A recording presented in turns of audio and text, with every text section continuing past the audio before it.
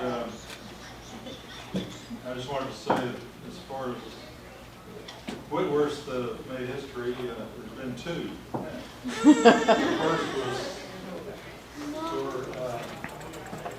Sir Joseph somebody. Joseph Whitworth, born in 1803 in England, died in 1887. He was a famous English engineer. He invented the Whitworth screw thread and the hydraulic press for forgings and the Whitworth rifle.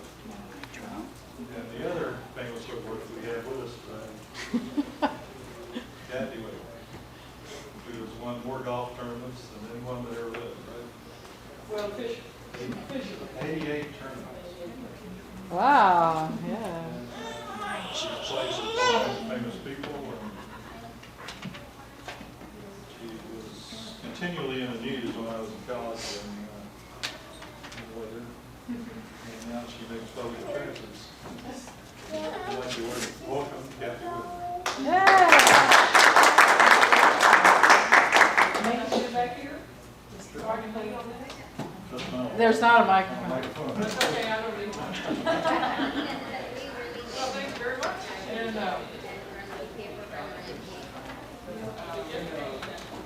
was just telling Charles and Bill when they picked me up, I told Dad I was coming to Houston to a family reunion or plan or meeting with the Whitworth. And I'm more the relatives than I've ever known we had. And I'm sorry he couldn't make it because he would be just thrilled to talk about where he came from, where y'all came from, and how we're all related and everything. Yes, he's got a great story. So he would have really been great fun here. I've never really been interested, or never really, I'm not saying interested, but never really took much interest in the lineage of the Whitworth clan. Like I said earlier, Dad said, well, don't look too hard, you'll be afraid of what you find. And so, but that's interesting about Sir Joseph Whitworth. Someone asked me not too long ago if there was any relationship between the Whitworth and the Whitworth rifle. And I thought, I don't know. Now We haven't figured his relationship out. Huh? We don't know his relationship to us yet. Oh, we don't know? Well, we'll probably claim him. Well, anyway. we'll explain it anyway. Well, let's claim him anyway. But anyway, my career as a golfer, and this, as you can tell, this is not a very formal talk. Usually when I speak or I talk, it's usually to people that have played golf or play golf or involved in golf. So if you have never played golf, then this probably doesn't mean a whole lot to you. But I grew up, Dad and his parents, we called him Whit, and his name was. Wow. There's so many So wits many in Whits this in room. this room, I know, and then Dad finally called him Whit, and some of the girls on tour called me Whit. So I mean, it just sort of hand-me-down, I guess. And so, but they his parents moved to, my grandfather and grandmother moved to Chow back in the early 30s, I guess. And that's where, and my mother, her family homesteaded out there in the 20s, and it was oil and gas, and that was, and a ranch and cattle and things like that. And that's pretty much what it is still today, just a little oil and gas town. They had a 9-hole golf course there though, and it was sort of maintained by El Paso Natural Gas Company, which is the company that really maintained Chow. And in its heyday, it was probably around 45, maybe 5,000 people, was as big as it ever was. But it, of course, now it's shriveled to quite a bit because of the oil industry and things like that. It's kind of dried up out there. But and Dad still lives there. And I go back periodically. And my mother's family, she was one of 8 children. And so I had a lot of relatives from my mother's side that lived in Chow. In fact, practically half the population was related at one time. You know, you couldn't talk about anybody for fear you were talking about somebody relative. So anyway, that's where I grew up and where I learned to play golf. And went to high school there. I was born in Monahans, Texas, and that is in my bio and everything. They ask you where you're born and all that. But I only spent about 2 months there from what I was told. So even though I was born there, I was never raised there. I never grew up there. And that was only 40 miles away from town anyway, so I might as well, though it wasn't that far away. And Dad's, his father, Whit, he worked for Acme Lumber Company. And and that's how I eventually wind up in. And then they moved down from there eventually, somehow it kept moving south and eventually wound up in Jack. So that's about all I know about my lineage in the Whitworth clan. But I do know they came from Georgia, and that was the big thing. And so I did know about that.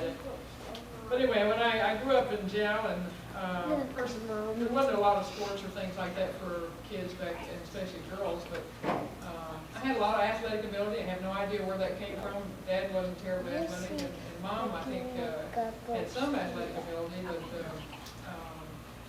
I don't know where that came from. But, so I enjoyed sports a lot, and I played a lot of neighborhood sports when I was growing up. And I played tennis for the golf team. I mean, for the tennis team at school, but it wasn't a big thing because there really wasn't much there for the girls. But I did play, and the kids that I played tennis with are the ones that introduced me to the game. My parents didn't play. Now, Whit played, and but he passed away before I started to play golf. And my grandmother, my dad's mother, Jessie, she kept his clubs for some reason or other. She kept his clubs. So when the friends I played tennis with asked me to go out and play golf, I borrowed his clubs. So I guess that's where I got the golf club, was from Whit, and although I didn't really know him that well. But anyway, I got used to his clubs, and I don't remember playing tennis again. I just absolutely was just consumed with this game. And the nice part about that game, though, at that time, now my aunt and uncle played golf, and on my mother's side, my sister, her sister, and her husband were real big golfers, and so she helped me an awful lot when I got started. But it just consumed me so much, and I was able to, you can play by yourself, and it really just becomes you against the game, and that was very appealing, and it was outdoors, which I enjoyed being outdoors, but anyway, that's how I got started in golf. Yeah, I was 15 years old when I started, and I turned pro when I was 19, but back in those days, actually the LPGA had only been formed for just a few years when I started to play. We were celebrating our 50th anniversary this year, 50 years. So it was started in 1950, and I went on tour in 1959. So it hadn't been in existence very long. But Babe Seminarius was big in those days, of course, and I was a great fan of hers, although I didn't get to meet Babe. That would be the only regret I ever had in my career, was that I didn't get to meet Babe.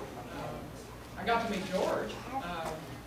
George and Harris, the story goes when Babe married him, he was a wrestler. When I married him, he said you look like a freak. I said, now he looks like a goddamn freak. Big cauliflower ears. He got really heavy, but a really sweet guy and a really nice man. So I got to meet George. But anyway, that was probably one of the reasons why I stuck with got the game as well, because it gave me a place to play if I wanted to, or thought I was going to be good enough. And there was no other professional sport for women at that time, and so there was no place to go with tennis, even though I love tennis, and it would have been great fun to have done that, I think. But and of course, there was no opportunity for women in any other career. Basically, would be a teacher or a secretary or something like that. Judy was saying about her law career, there's just not a lot of opportunity for women, and especially in sports. So golf was really a tremendous thing for me, and I just feel really grateful and fortunate that I grew up in a small town.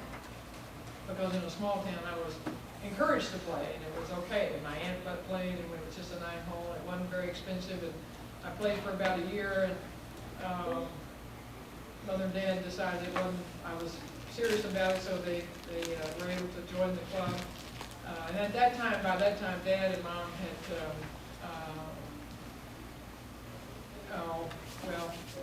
eventually bought a hardware store. So then it became the Whitworth hardware store in Jack. So that was how Dad made a living, and Mother worked in the store as well. And so it was a family operation, and that's how we made a living. And it wasn't, we weren't rich, but we were, but average middle income, I guess. But they were able to join the club, and I was able to play every day, and I began to take lessons. And then, of fortunately, a man that was the head pro there at the time, Hardy Loudermilk, he knew about Harvey Pinnock. I don't know if y'all in the golf business don't know about Harvey. Neighbor of ours in Austin. That's right. Is that right? Oh, my Wonderful goodness. man, wonderful people, and of course now is now. I mean, we knew about those of us that took lessons from Harvey knew about him, and certainly knew and loved him so much. But he really didn't seek any kind of publicity or notoriety, and so when one of us like Ben Crenshaw or Tom Kite or Bessie Rawls or Mickey Wright or Sandra Palmer played well, if we went into an interview, they always said, well, who taught you to play, et cetera. And you try to explain Harvey, and they'd say, well, who is he? And you try to say, you know, da, da, da. And then he decided to write the book,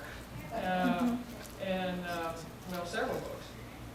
And it just became so well known after that. And I told him later, I said, well, I don't know who's more happy about this, you or us. I said, because now we don't have to explain who you are. And I said, now they say, oh, you know Harvey. I said, yes, we know Harvey. So that was a stroke of luck. I mean, I had a lot of things happen to me that were so, it was almost like a Cinderella story, because Hardy, he sent me to Harvey, but I didn't know who Harvey was, and I would have been perfectly happy just staying with Hardy Loudermilk. But he, for some reason, I just felt that he wasn't going to be able to give me what I needed, so he sent me to Darby.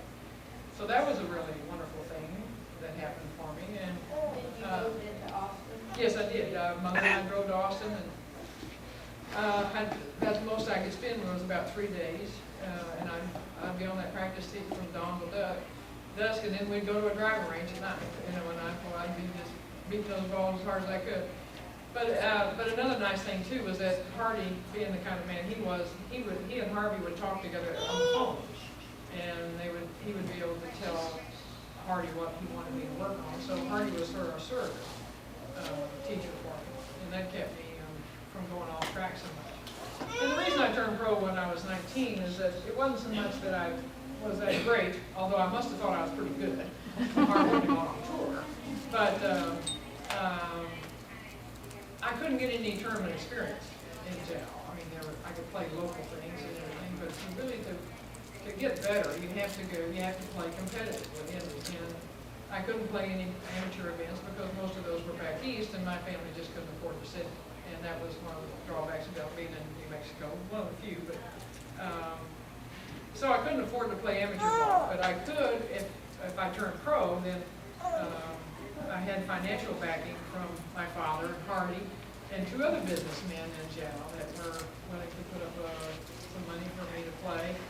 And we had a contract for 3 years. They would pay my expenses for 3 years, and then they would get 50% of my winnings. Of course, 50% of nothing. So I mean, they didn't get. I mean, as it turned out, I certainly could have repaid the money that they gave me and everything, but I couldn't have really done that without that opportunity. So that was another wonderful thing that happened for me, and that I had no control over. Because people ask me all the time, they say, "Well, why do you think you were successful, et cetera?" But I look back over my career, and there were just so many things that happened for me along the way that I had no control over. I mean, these were just wonderful things that people did for me and gave to me, and so that was. I can't take all the credit. I do, but I can't. So, well, half of it, well, maybe so. But anyway, I went on tour in '59, and in those days, there were only about 35, maybe 30, 35 girls that were playing. That was the lowest. And you traveled by car. Certainly didn't travel by plane. We played in places where you couldn't fly to anyway, so it was essential that you drive your own car. And I had some great experiences in those early years. And people say, "Well, gee, don't you wish you were still playing?" Well, sure, I wish I was still competing and young enough to compete, but I wouldn't trade those years. I wouldn't trade those early years for what they are. I mean, it's wonderful the money that they're playing for today and what's going on in the sports world, but those early years were just the best. And I mean, we thought we were doing great. I mean, no, we, of course, we didn't have anything to compare it to. You know, nothing else was doing any better. And actually, the PGA wasn't doing much better than we were. And they really didn't start to really take off and kind of leave us in the dust, kind of, so to speak, until television came along. And television in the early 60s with Arnold Palmer. And it was just, and television just really made the PGA. So, and we may never be on the parity of the PGA, but that's okay. I mean, our girls are still playing really for a lot of money, and they're doing really quite well. And they've come a long way, and I'm very proud of what the LPGA's done. And it was fun to be a part of that back in those early years because I got to meet, you know, like I said, the only one I didn't get to meet was Babe. But I got to play and be really good friends with Patty Berg and Mickey Wright and Betsy Rawls and Betty Jameson. Of course, that era, I got to be in that era. Then I played in my own era with Carol Mann and Sandra Haney and that group. And then I played in 5 decades. I mean, that was pretty good, I thought. 59, and then 60s, 70s, 80s, and then 1 year in the 90s. So I got to meet, I played with, of course, Lopez, Nancy Lopez, and Joanne Carter, and these great players. So I got to know and be in really a big span there. How you doing? Little Are you Whitworth. stuck? That's the way I felt sometimes. But anyway, we used local caddies, and we traveled by car, and we caravanned, and you know, we could put a tournament together in just a matter of weeks or days almost. Some of the stories go that Babe, I mean, she was really terrific. Like I said, didn't get to know her, and she wasn't always the sweetest thing that ever walked, but she had a great personality, and she could call up Joe or John or whoever it was and say, okay, well, we need a tournament this week, you know, they'd say, okay, how much you want to play for, baby, you know. So they could have a tournament maybe in a week. And the tour, the president was pretty much the commissioner of the organization. And all of us served in the association at some point. And I was president for 3 times. Although by the time I got to be president, we did have a commissioner at that time, so I didn't have to do that. But it was, that part of it I thought was, I really enjoyed that part as well as the playing. And yes, I did play well. It took me, I went on tour in 59 and 60 and 61. And we're not bad, but in 62, I finally won a couple of tournaments and finished up pretty well. And then in 63, I won 8 tournaments, and Mickey won 13. I thought I was doing pretty good. And but back in those days, the press, it didn't get a lot of publicity, and so I went to do a press conference with this group in Dallas, and they said, well, how did you do last year? And I thought, well, I thought I did pretty good. You know, but they didn't even know that, you know, what you did was just, you know, it really wasn't. And that's okay, because I think that was a good thing to kind of grow into that. Although I have to say that after winning 8 tournaments, I guess I thought I was pretty hot stuff. And the next year in 64, I didn't play poorly, but I just wasn't able to win. And towards the end of the year, our last tournament was going to be in San Antonio, and Hardy Loudernook, the pro at Cal, sent me to Harvey. He had advanced, and his career was doing very well, and he'd gone to the Oak Hill Country Club in San Antonio. It was a very nice club, and he was the head pro there. So when I got to San Antonio, Mom was there, and we went out to dinner early in the week, and he had Norman, his wife, and I was crying the blues about about not having won, and finally he said, well, sounds like you've got the big head. What? Wow. Well, I mean, to tell you, that hurt my feelings a lot, but I knew Hardy wouldn't tell me that. I went back to the room and I thought about it a lot, and I went back and I thought, oh boy, and thought, but I knew he wouldn't tell me that if it wasn't true. And sometimes it's not what somebody says, it's who says it. And I knew Hardy was cared for me, and I knew he wouldn't say that if it wasn't true. So I thought about it, and then when I went out to play a practice round, I went out and I played the Pro-Am on Wednesday. And I could see when the ball just didn't go just the way I thought it should, well, I just, oh, well, you know. And I thought, oh my gosh, you know, it's true. And so I won the tournament that week. I had beat Mickey in a playoff that week, but I thought at that time, and I never took winning for granted ever again. And I just thought, because what I did last year doesn't necessarily mean that I'm going to be that good the next year. Or if I won that week or played well that week doesn't mean I'm going to play great that next week. So I never took winning for granted after that, and I think that was why people said, well, how could you maintain a certain level of competitiveness over the span of years that I did, and that was what it was, I think, is that I learned a good lesson there, and I thought, you know, you can't take winning for granted, you can't take playing well for granted, you can't take anything for granted, really. So each week and each tournament was a brand new start, and we were just talking this the other day, and about the fun of the tour was, the fun of being number one was getting there. That old cliche, they say, well, the fun was getting there, was the trying, and it really was. The hard part was trying to stay there and try to maintain, because now all of a sudden you're number one, and you are setting the standard, or you're setting what people are shooting towards, and just like I was looking at Mickey Wright and Patty Bird and Ray Suggs and those players, now people were shooting or looking to me to set the standard, and that was the hard part, was trying to maintain that. And I wanted to, though. I mean, it wasn't something that I didn't want to do, but it was hard at times, and it did take its toll. And of course, I played really well there for about 10 years. I had a real good span.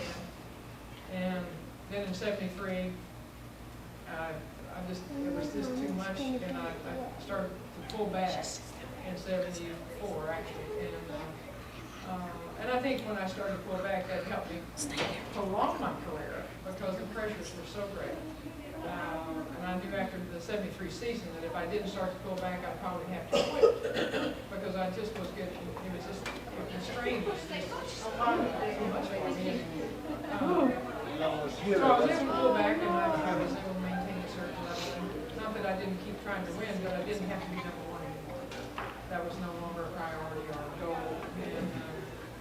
And people set goals, they say, well, what were your goals? And I say, well, the only goal I ever really had was to play as well as I could every time I teed it up.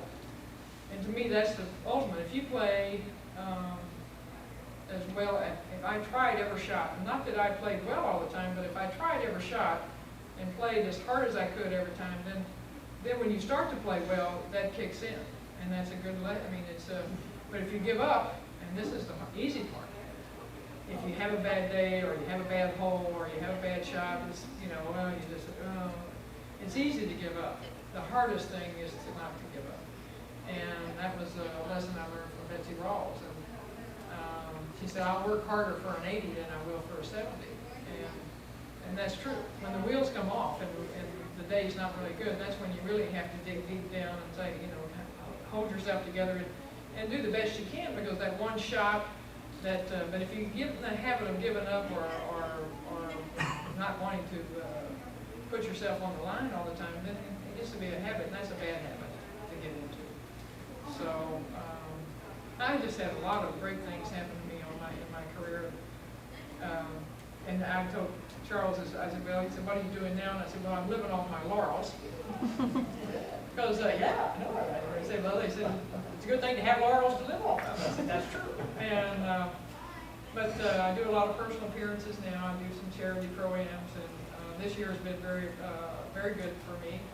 Because when one door closes, another door opens. And when I was in 1990, actually 91, I decided that I'd had enough, and it was time to quit. And probably should have quit 4 or 5 years before that, but I wanted to be sure I was doing the right thing. And so, because I asked several of the players, I said, well, what do you, they said, well, be sure, when you quit, you don't look back and say, gee, I wished I'd have stayed on tour for a little longer. So I made sure that that was the right decision, and when I did quit, and other doors opened for me, and other opportunities came along, and just this year, Bill was saying that he'd seen my clubs on eBay on the computer. I just signed a contract with Square 2 Golf Company, and I was with Wilson Sporting Goods for a long, long time, but just ideas change, people change, and things, and so they did renew the contract a few years ago, and that was okay. But then Square 2 came along, and now I signed a 5-year contract with them, which is much better than any contract I've ever had with a sporting goods company. So I did ask Doug Buffington, the president. I said, well, I know you do this, but I said, I just have to ask. I said, you do know how old I am, don't you? Because I said, well, and he just laughed. But I said, I mean, you thinking really your career is not, it's on the downward part. It's not going to be anything better than what I've already done. But they weren't interested in that, and so that was nice. And so things have opened up for me over the years. And like I said, I play a lot of pro-ams, a lot of charities, do some schools, and I probably have more appreciation of the game now than I did when I first started, because when I first started to teach, Harvey was still alive and was writing the books, actually. So when I quit, he told Helen, he said, his wife, he said, you tell her to get down here, there's things she needs to know. So I beat it to Austin as best I could, and I said, gee, Harvey, I said, you didn't tell me this when I was taking lessons, or, he said, well, as a player, you didn't need to know that. But as a teacher, I needed to know that. And so there were a lot of things that as a player, I didn't really relate to teaching or play. It was just something that I did, and didn't relate it to anybody else. And so now that I'm trying to teach the game, I often think, how did Harvey get us to do this? Because golf is such a hard game, and it is, of course, playing when I was younger, I guess that was easier because you become more of a mimic or an aper. You just ape things. You see something and you do it, and you don't think about it. But when you're trying to teach somebody how to play this game, it is just so hard, and I understand now how hard this game really is. And I have much more appreciation for Harvey now as a teacher than I did as a player, because he was such a genius at this game. And of course, that's what I try to do, is teach what he taught me. And of course, now that when he wrote the books, that was just a godsend. Because we were always trying to tell Harvey, he said, please don't leave us without writing all this down, because he had so many wonderful things to say. And he said, well, no, I have got it written down. He said, it's in a little book, journal, and his son, Tinsley, had access to it. I said, well, great. And as it turned out, it was a Little Red Journal. Consequently, the Little Red Book that he wrote, the first one. And then he wrote about 3 others, I think. But Harvey got the biggest kick out of that. But he was afraid, and the reason he didn't write before then was because he was so afraid that he would say something to somebody and they would misinterpret this, or not understand it correctly. And you can't, because it is a matter of communication. And he was just so afraid that he would hurt somebody rather than help them. And so he was always reluctant to write articles or do videos or do any of that stuff. And so, but just for one day, he decided he wanted to write these books, and it turned out great. It prolonged his life, I think, because he got such a big kick out of people would call him from everywhere, from all over the world, and talk to him on the phone, and he would be so pleased when they'd tell him how well they've done since they've read his book and everything. But that's really the genius. But I've been trying to teach people what he taught me, and that is so hard, because I'm not a Harvey, and but I remember some of the things he talked to me or he told me, and I read the book, and then when I teach somebody, I say, that's what he meant when he said this, or because sometimes I didn't understand why. I try to do it, he told me to stand on my head and hit the ball, I'd do it, but I would never understand why, And there are many times I went back out on tour, and he'd say something, and I'd go back out, and then maybe a year later, and I'd say, oh, that's why he wanted me to do it this way. So, a lot of times he didn't understand, but he said it wasn't important that I think about it, and he's right. Sometimes you get too bogged down in technicalities and mechanics of the game, that it really destroys you as a player. And so he was wise enough not to tell me a lot of stuff. He just wouldn't let me go there. But as a teacher, he said, hey, you get down here, there's things you need to know. So, but he was a wonderful man and a great influence in my life. And I miss him today, but thank goodness for the books so that's prolonged my career. And I will probably always be involved in golf in some way, and whether I'm a player or teacher and I get a big kick out of teaching, because when somebody hits the ball better than they've ever hit it before, they get that look in their eye and they, oh boy, and that makes you feel good because you've helped them or given them a little something. And Harvey would always say, well, boy, I just gave him that. You'd hit a good shot, and he'd say, well, that gave me goosebumps. So and he just got such a kick out of it. One time I went to take a lesson from him, and he gave me whatever he wanted me to work on, and he said, now I'm going to go back here behind the range and work with these ladies. Their husband wanted them to learn to play golf. They're getting ready to retire, so they want their wives to learn to play. And of course, probably never played athletics in their whole life. But they're back there, and they're just twittering and laughing and carrying on and everything, and he's just having the best time, because a lot of times people they said, well, Harvey, he didn't care who he taught. As long as they wanted to learn, he was willing to teach them. And no matter what level they were, it didn't matter. And so, and that's right. It doesn't matter what. He said anybody that wanted to learn. And some golfers or some teachers, they charge an awful lot of money and get a lot of publicity and things like that. And someone said, gee, Harvey, if you could make a lot more money if you charge more. And I don't remember ever paying for one time. He never did charge me to take a lesson. He said, if I charge more, then they're going to want me to tell them more. And I thought, but I mean, these are just little things that he would say, and I thought, this is wonderful, because I don't charge that much for a lesson. But they said, gee, you want to charge more? I said, well, I don't think so, because if I don't help you, if for some reason I can't get it to you, or we don't seem to make it, then you don't feel like you've been cheated out of a lot of money, and if I can give you something, then that's okay. I said that'd be worth. Then you might want to come back. But I always thought that he was just so wonderful about little phrases that he would, and that's all. And he never taught golf terminology. He was always very plain in his explanation, and so a lot of that has stayed with me over the years, but I think that's why. But anyway, that's what I'm doing now, and how I'm making a living, and still have to make a living, but that's okay. And golf is, you meet the nicest people in this game. They're really, really nice people, and from all walks of life. Of course, now golf is worldwide. It's all over the world. MC was talking about Germany, and they for a long time didn't have any golf courses hardly at all in Germany, and now you find them everywhere. I mean, they're just everywhere, and it's just the poorest country in the world was going to have a golf course. It may not be the greatest golf course, but they'll have. And someone said, well, why do you think so many people or good players came out of Texas? And I said, well, I really don't know. But I'll tell you this, of all the roads I've traveled in Texas and New Mexico, I said, every little small town that you go through has a 9-hole golf course. And I said, they have access, and they have, it's not expensive.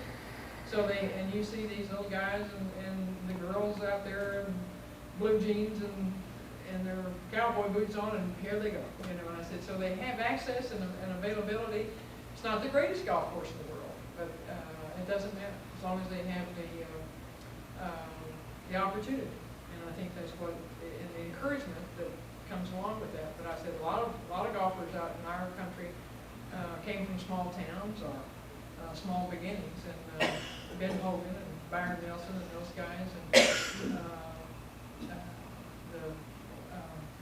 Don January, and Maxwell Brothers, all those guys came out of West Texas, Nancy Lopez from Roswell, New Mexico. So it's just, and I don't know why. That's the only thing I can think of is that every time you go through a little town, though, you're going to see a little flag somewhere waving in the wind.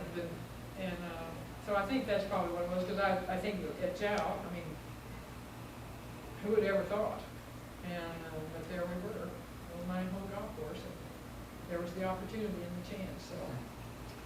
Are there any questions y'all want to ask me, or? I can talk forever. Where is Jow? Jow is in the southeast corner of New Mexico. How It's do you spell it? J-A-L. It's a ranch brand.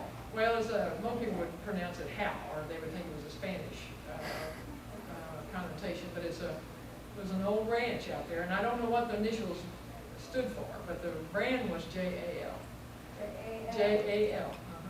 And so they called That the was town. what I was hearing, but I thought that must be something else. Oh, well, a lot of times they thought I was saying jail. And you're in jail? No. Probably, I might wind up in jail. Got out of But jail. it's jail, yeah, jail. It was a little ranch out there, homestead, I guess, years ago.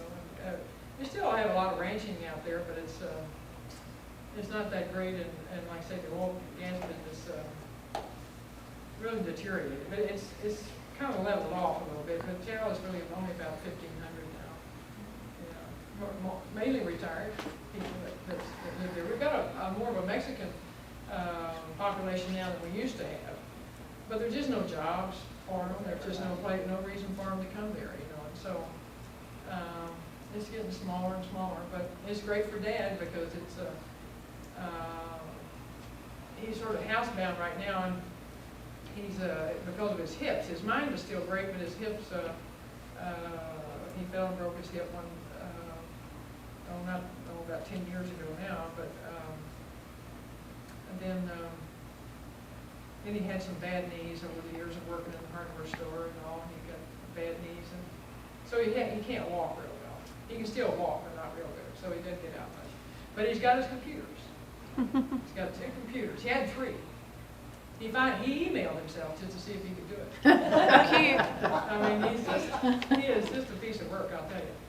And great sense of humor. And I told him I'd try to hand out his email address, so if y'all want to contact him, he'd be thrilled to death. But he was a great business person. He was self-educated. He graduated from high school, but he was a great reader and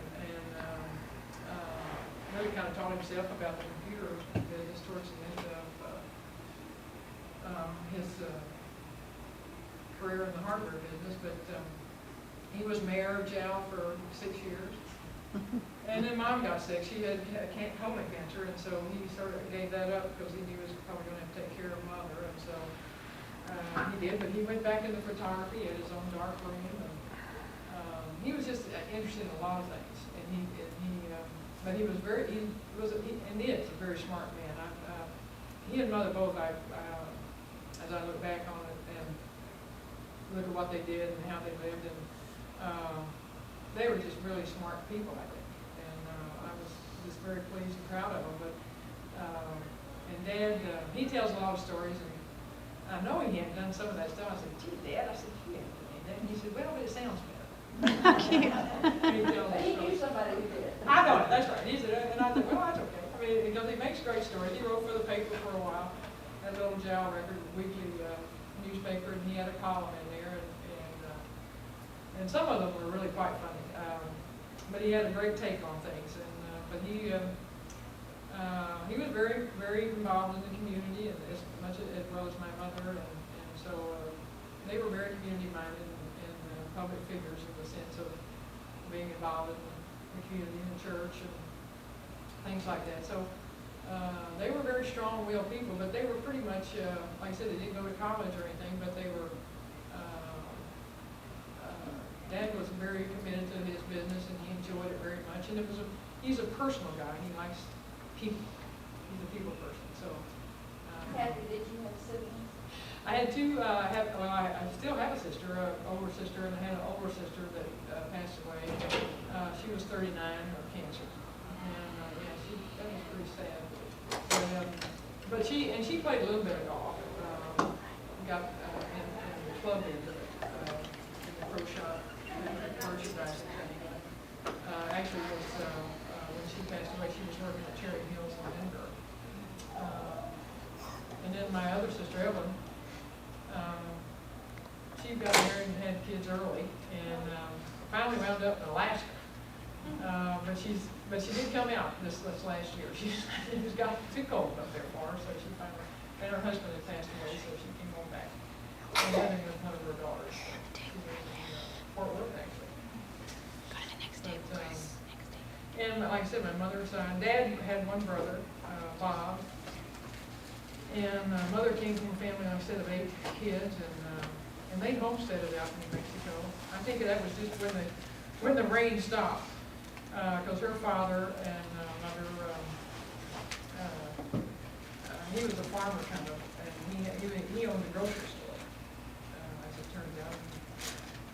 We used to have great fun playing in the barn growing up. Did you say, I don't know if I remember, did you say you remember your grandfather, Whitworth? Well, yeah. Your we dad's- I just your just dad's barely. dad. I was like 10 or something like that when he died. So have you ever gone back to Georgia and Kansas? Were they? Well, I've gone back to Georgia. I've first played all over, but I But I really mean, didn't go where back he grew up. with the idea of seeing relatives or anything like that. Dad would talk about it a lot, and Marietta, Georgia was an area where they came from up in the northern part of it, right outside of Atlanta. And he would, and Dad spent some time back there with some relatives when he was younger, but you know, I really didn't know too much about Whit and where he came from. I didn't know, they came from Georgia originally, but that was about it. And I don't know about his family or how many brothers or, I'm sure Dad has said, certain things about it, but I don't think they had too many. Like I said, this is about the most I've ever seen. On the Whitworth side. Now, on the Robinson side, we got a lot of kinfolk on that side, but they all sort of stayed out in the West Texas area. And we always have our Thanksgiving sort of, all right, we don't anymore, but we used to, and we had about 25 or 30, cousins and nephews and nieces and all their family would get together on Thanksgiving. But I think that grew out of a tradition of going back to grandpa and grandmother, since he had a kind of a farm and times were not that good back in those days, and we'd all go to grandma's house for Thanksgiving. And that just sort of grew out of that, and so that sort of became their reunion, family reunion at Thanksgiving. But most of them stayed out there.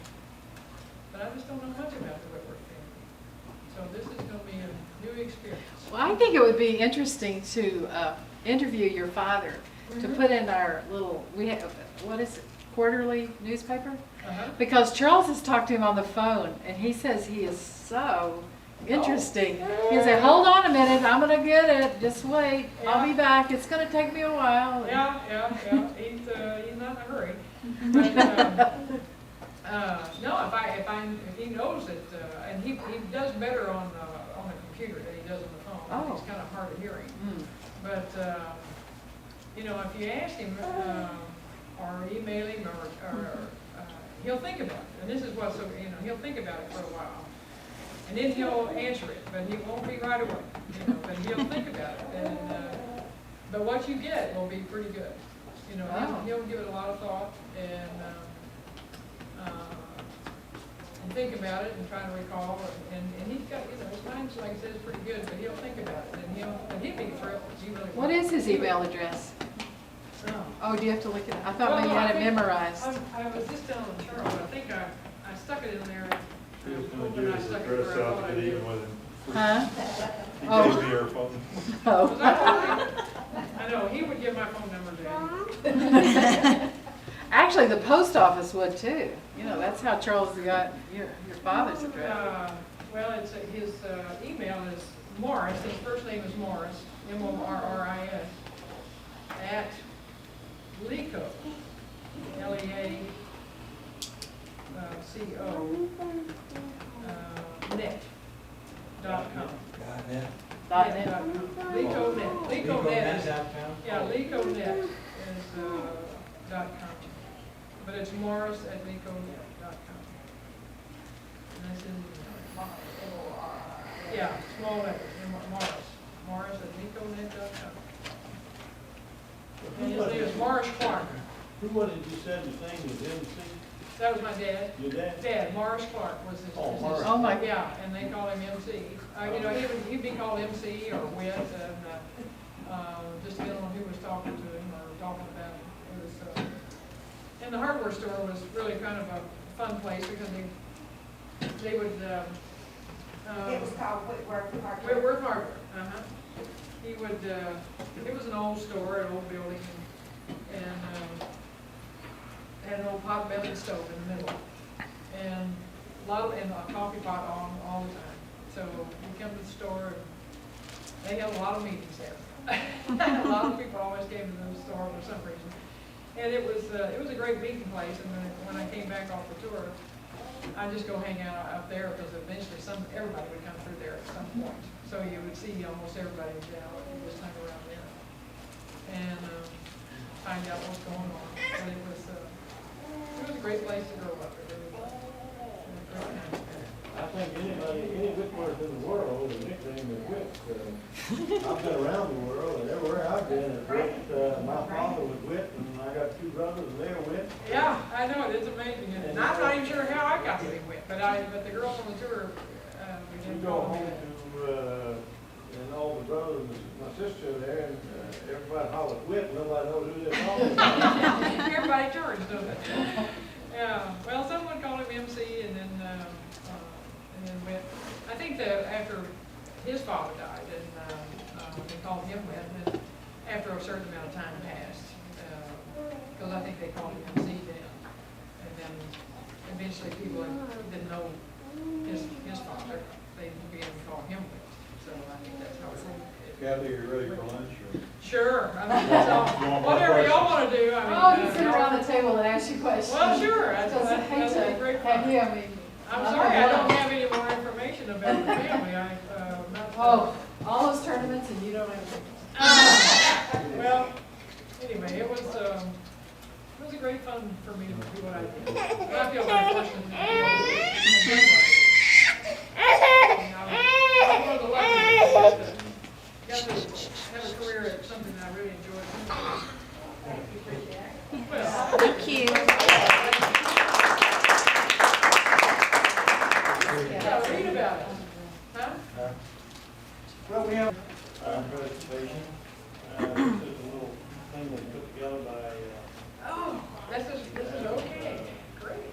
G. William did the work. That. I'm not sure who put that together. I did. You put it together? He has a friend, he has a friend in Georgia who did, you have somebody in Georgia that checked on you. Well, actually, no. Give me this one. Charles put that together. South Carolina. Yeah, Charles put Yeah, that Justin. together. interesting. Oh, it's Justin, I thought it was, okay, Justin. Yeah. Well, did anybody know, Whitworth from, Commerce, Texas? From where? Commerce, Texas? Texas University?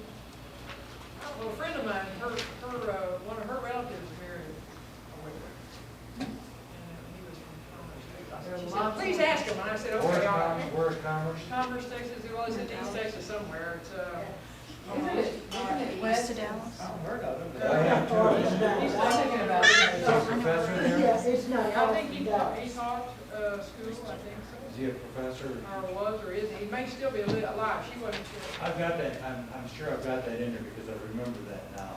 Yeah, I think he was a professor or teacher. I remember the Commerce. Yeah, Commerce. That's actually a cousin of mine. And his wife, was name was Jeanette. A first cousin of mine on my mother's side would be, is also a professor Oh, at Commerce. yeah.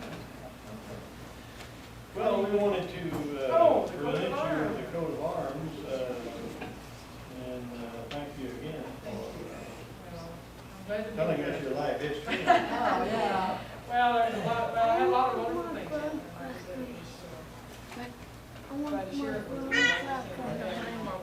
Can't take credit for all that. I'm just real lucky. Well, we all, I'm sure, like to meet your father. Well, like I said, I am really sorry. You have to go to jail. But he don't have to go to jail, that's right. He would, but I get a kick out of the stories that Well, I'm sure that, I'm sure that John will be emailing. well, I hope you do, because he'll get back to you. It may take him a day or two, but he likes to think. That's why the phone is not any good, because he really is hard to hear. And, but the email, because he'll get a message or someone and he'll think. I do too. And say, well, what are you doing? He says, well, I'm thinking. Well, maybe you want to take one of these, Annette, take it, go up there. Oh, are you gonna eat or go back? you know, the hearing, and send it to Oh. your father. He's Yes. hungry. All right. Yeah, come on, you wanna go say hi to this lady? Oh, yeah, of course. And Michael's gonna take a picture when you say hi. Those tomorrow, He's saying, I'm hungry. Oh, right. Whoop. That's my grandson. This is my son, 36. Yeah, well, I've been here earlier. Yeah. Annette, you want to?